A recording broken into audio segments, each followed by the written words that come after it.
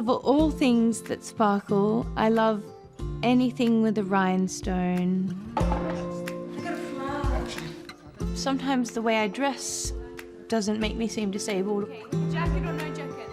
Sometimes people assume that the way I walk is because I am drunk. The only thing I can be is myself. Working hard to make a living, bringing shelter from the rain. Elly-May doesn't fit what society or the system says what a person with a disability should look like. She's a style queen, you know? She's a rock and roller. Punters out there used to see my show at times, how great it was to see Elly-May up singing with us and how beautiful she was and how well she sung. But they didn't know what it took physically for her to get from the ground up to the stage. It was a monumental effort. I'd look around and I'd see her, struggling, on stage, trying to stand up. You would see her, grip the mic stand quite hard because her leg might be spasming in the gig, or it might be hard for her to control what's happening with her. She might be experiencing some pain. She's always kind of thought maybe that it limited her to being a backing vocalist or being a supporting role on stage. I think she's definitely at a point in her life where she's ready to step up and step forward. Yeah, well, being an entertainer isn't recommended for people with my condition in general. I think it's time that changes.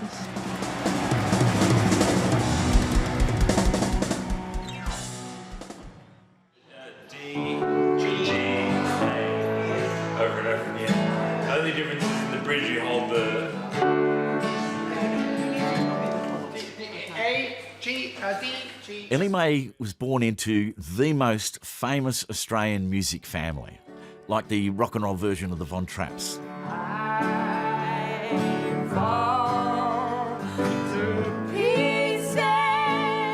And Jimmy, her dad, is absolutely the most successful male performer in Australian music. The relationship between Jimmy and Elly-May is unique. They connect mostly with music. I do have a very special connection with my dad. I love to sing with him. Singing has always been a part of our household. He makes me feel very safe. With someone new. She knows how to wrap him around her little finger. She's the baby girl, and so and he is an absolute sucker for it. She can manipulate me, she can do all that, and I don't care because she's my baby. I love her. And I fall to pieces. We could sing Fell to Pieces.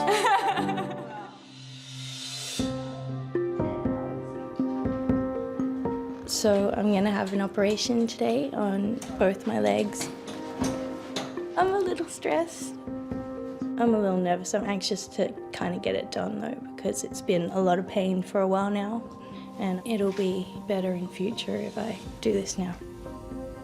Elly-May has cerebral palsy. She has severe issues with muscle contracture, so she was walking on her tiptoes all the time.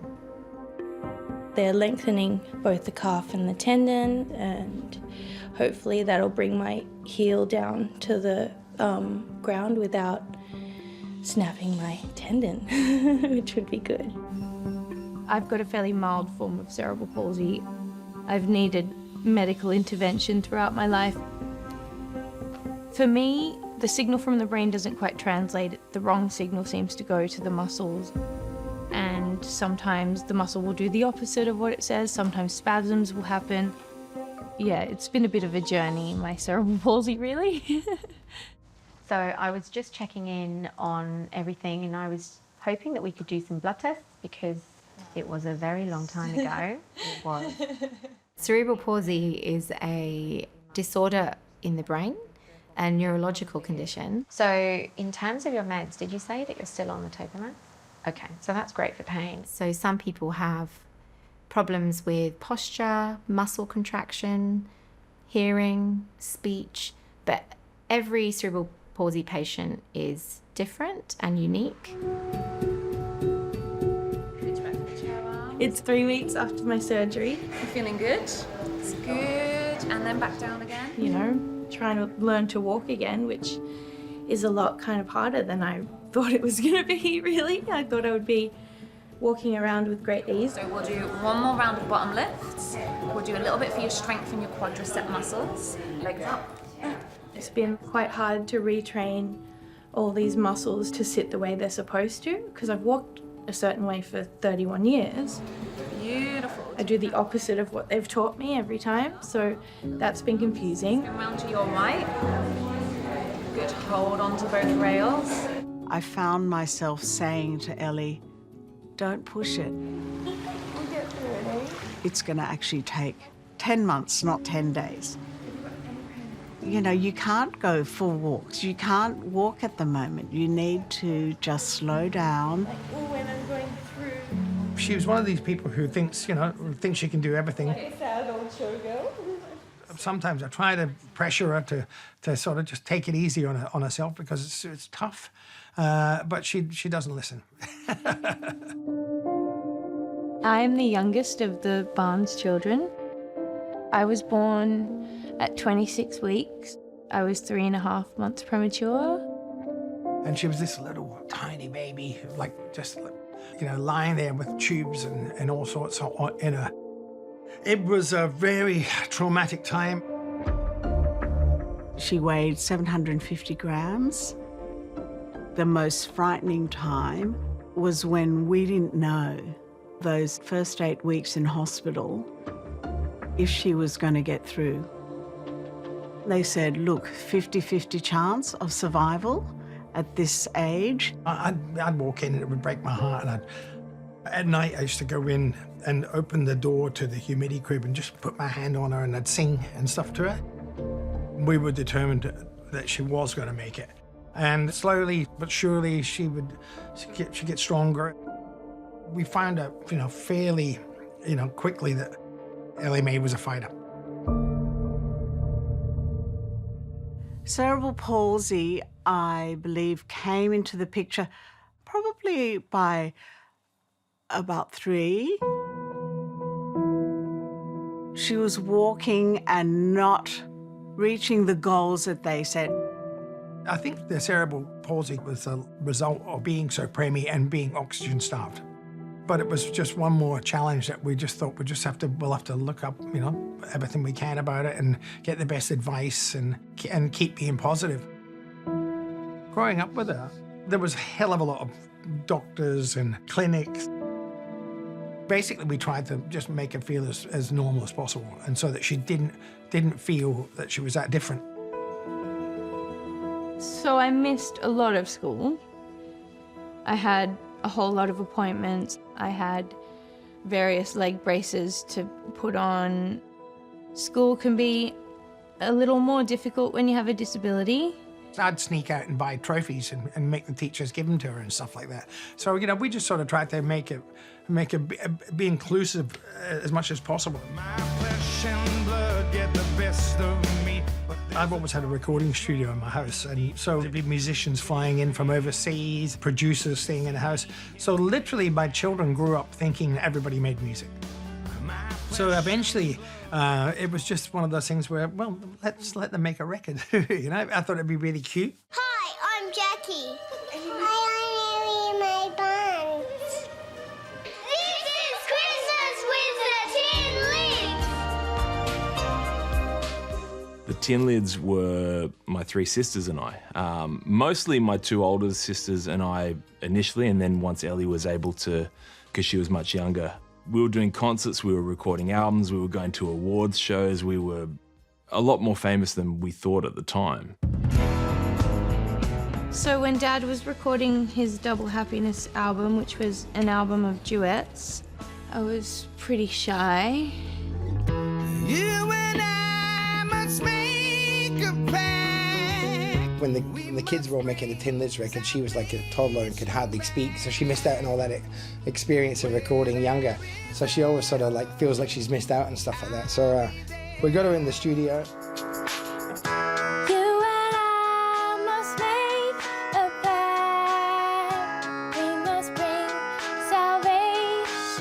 And I said, look, why don't we do one? We'll put one down roughly, and we'll use it as a B-side for the album. And she's going, you know, what do you mean a B-side? You know, why, you know, I mean, I'm not going to make the record. You know, all this effort. You know. I'll reach out my hand to you. I'll have faith. She's a great young kid, Elly-May, and she's, you know, she's got the potential to you know, really, you know, sing well. And I'll be there. Good work, Elly-May.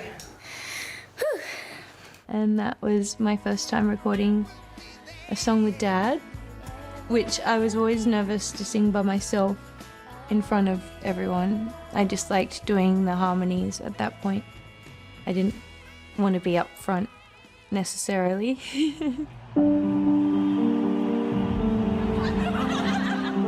Elly's always had to deal with chronic pain her whole life. You could tell that the disability affected her more and more as the years went by. And I'd see her walking around more and more on her right toe. She was less and less able to walk with a flat foot. When I was in the children's hospital system, they're wonderful and the work they do is incredible. So, since my mid-teens, I would say, my family have been involved with the Emerald Ball, which is for the Rehabilitation ward of the Westmead Children's Hospital. It's where I used to go.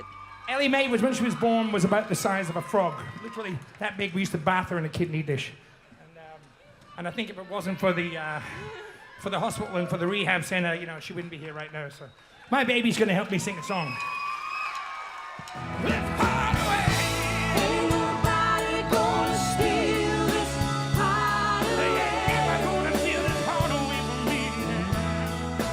We probably would have had Elly if it wasn't for those doctors and nurses on the front line.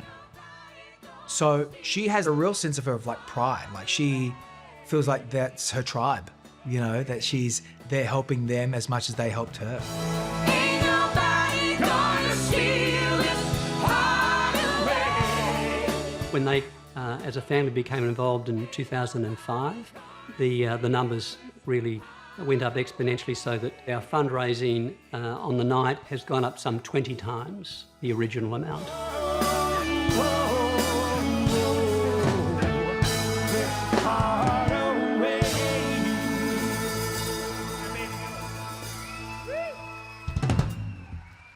Elly-May! You know, watching Dad up the front, it's so inspiring and it's made me want to bring people that same joy. So I did backup vocals for Dad. Physically, of course, it was challenging. I don't think I ever really let on how hard it might have been. Little things like just the simple act of flying somewhere, getting on an aeroplane, having to go up and down stairs on a gig, it's always been a block for her.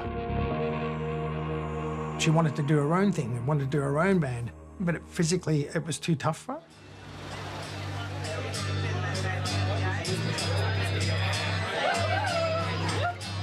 I didn't really see myself as a front person for a very long time. And then I was asked to fill in for somebody else who cancelled their cabaret. And then it slowly grew. I'm in a lot of pain. I've had a couple of little setbacks along the way and I didn't know if I was going to get here, but I'm going to do my best to put on a good show. I wanted to create this escape for people because things can pull you down and the real world can be so dreary. So I wanted to create this different world that's made of confetti and magic and weirdness.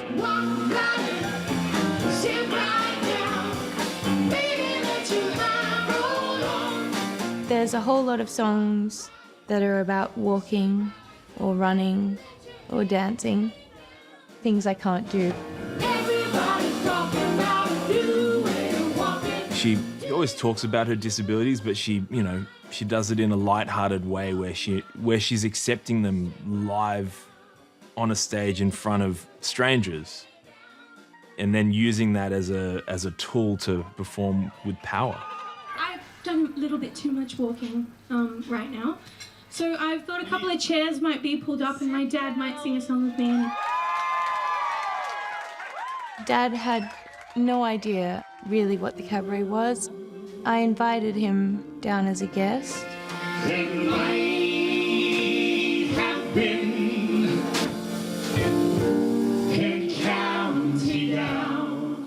When she started the set, I felt literally like I was the last person to realise, you know, what she was capable of.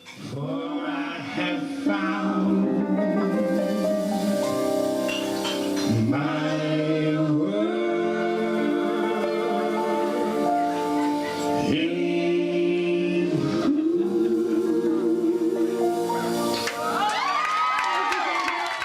Her show is like breathtaking. It's a real, it's like a window into her life. That is my father, an up-and-coming singer. I was so impressed, you know, by what she was doing and where her confidence as a singer had gone. She'd found herself. Oh, hello. Thank you, sir.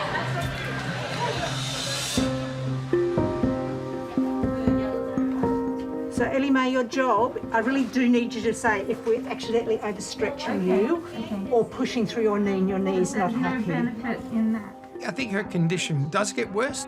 She's had some procedures that are very serious. And then she'll say, oh yeah, you know, I booked the show for 2 days time. I say, you can't do that. You have to rest, you have to let your body recover. My feet tend to point inwards, so I tend to trip over my own feet. I'm getting the first of what will be a series of casts. It holds the foot at a good angle. I have been a bit naughty. I decided that I didn't have to wear anything on my legs for a while, and it turns out that I should. So I'm stopping practicing medicine because it turns out I'm not a very good doctor. So, I have a disability and I've often felt a lot like an outsider. There is a song in particular, Radiohead song, Creep. It is a really cathartic, beautiful release of pain and rejection, feeling like you don't belong. I don't care if it hurts. I wanna have control. I want a perfect body.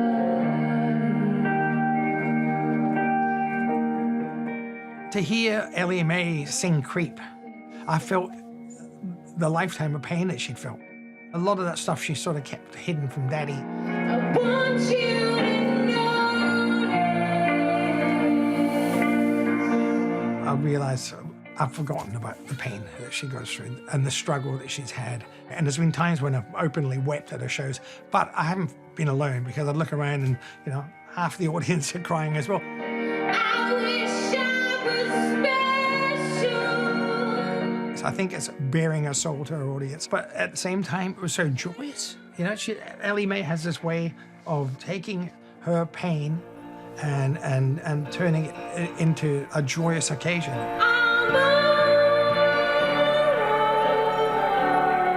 Doing the cabaret, it's my favourite thing. And honestly, I feel there's no better therapy for me in the world. No offence to my therapist, but it's pure joy for me.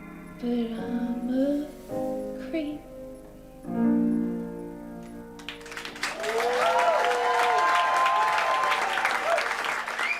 Elly-May's cabaret shows she's been doing for about 3 years now, and it's like got a cult following because every show's different. It's her little sandpit of fun, and those years of performing with her dad have really opened the door for her solo career. And now the end is near. I saw a completely different performance from her than I'd ever seen. She was the master of her show. It's about accepting that you're not going to be Jimmy Barnes, you're going to be Elly-May Barnes, and I think she's finally accepting that. I've lived it's full. I've traveled each and every highway.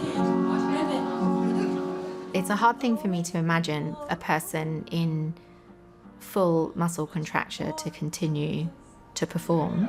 I did it my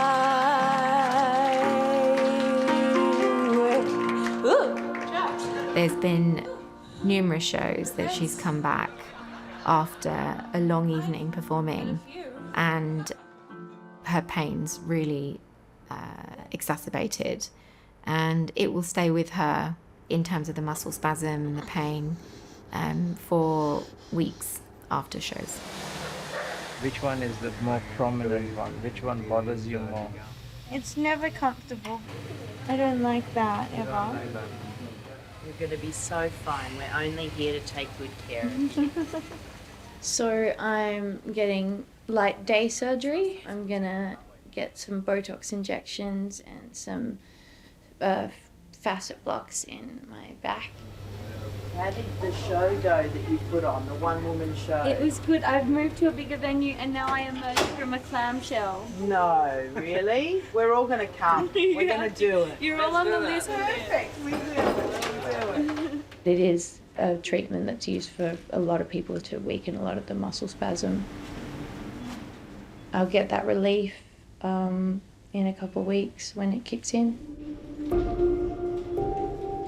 Once you leave the children's hospital and you're an adult with cerebral palsy, you go from having this incredible team to just having to work it out yourself. And there's no one who's like, oh, I'm a specialist in cerebral palsy. I went to one specialist and they made some comment to me. They wondered why I bothered. You know, most adults with cerebral palsy just disappear. Just take your painkillers and go sit at home in the dark. You just disappear at home. I'm not gonna do that. This is good. I don't disappear. I wear sparkly boots and have a light up cane. I love this one. And like slightly less tripping hazard for me. I'm gonna go out and I'm gonna do whatever I want. And yeah, it's probably gonna hurt my legs. Do you like that? Oh my God. They've just come in. I don't disappear. I'm gonna find a cape that lights up and I'm gonna pop out of a cape. Oh gosh. Oh, we love a hill. We do love a hill. I feel like we need some motivational music or something in the background. Absolutely. So my friend Hannah Divany is an amazing disability advocate, and she's part of what inspired me, I suppose, to want to be more visible. Do we feel like I should just Shall I just like go for it? Yeah. Shall I just want me to just give you a little run up? Yeah, I think this might be the end of the road, pal. Cerebral palsy or not, she's just a fierce woman. Hannah came up with the Disney Princess petition for Disney to have a princess in a wheelchair. What's a little crash between friends? We're already disabled. What's the worst that could happen? What's the worst that could happen?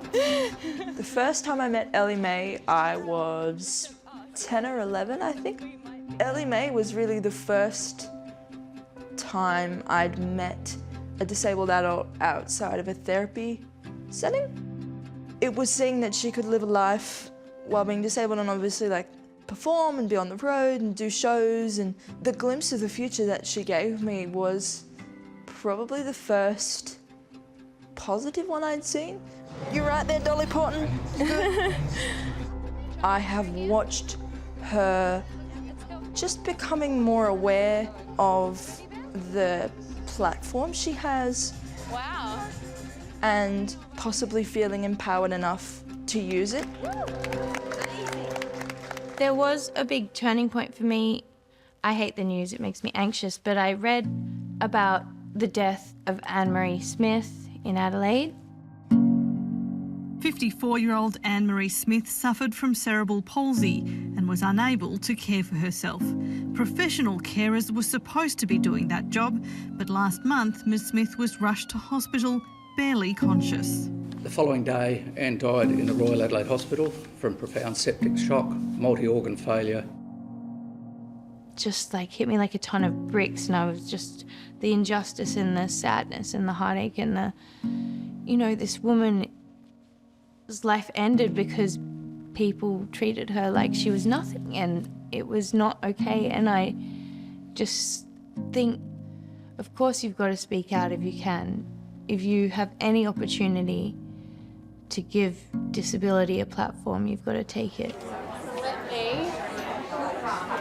What's it like to be a musician living with disability? Elly-May Barnes in the red jacket is a disabled musical artist. I don't have any shame around using that term. I think that it should be used. I think it's like something people should be more comfortable using. I want to change something. I want to help someone. If it's somebody's view that I can change, I need to do something. I'm in a place where I am comfortable with who I am and where I'm at. And to be able to speak my truth and to tell my story, it's okay to be happy and disabled. There's nothing to be afraid of. We're not scary. I can be scary if I choose to be, but currently, yeah. I hope that the music and that the telling of her story is only the beginning. There's a lot of emotion and passion that I take from the chronic pain that I experience. Now that she's proven to herself that she can do it, I think the sky is the limit for Elly-May. Because we don't have to hide away and be sad. We can be whatever we want. And I want to be this weirdo that I am, I guess.